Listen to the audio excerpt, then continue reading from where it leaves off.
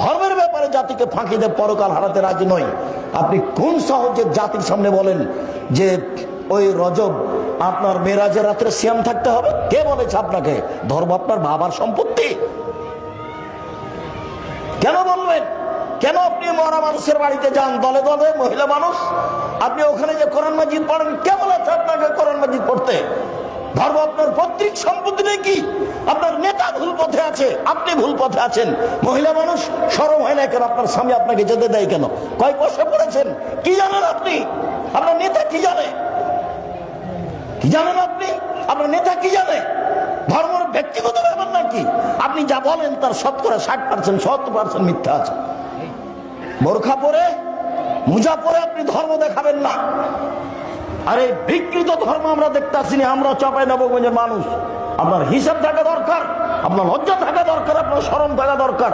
ধর্ম এইভাবে বিক্রি করতে যায় না আপনি। আপনার স্বামী নেই, আপনার ভাই নেই, আপনাকে নিষেধ করে না?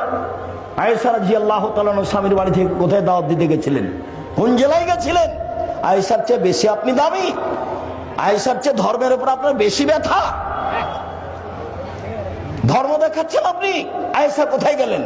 স্বামী মরে যাওয়ার পরে 36 বছর যাবত আয়েশা বাড়িতে ছিলেন।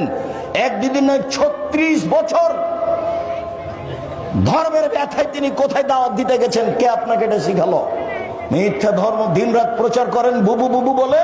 ধর্ম এটা নয়, ভুল হিসাব। বলছিলাম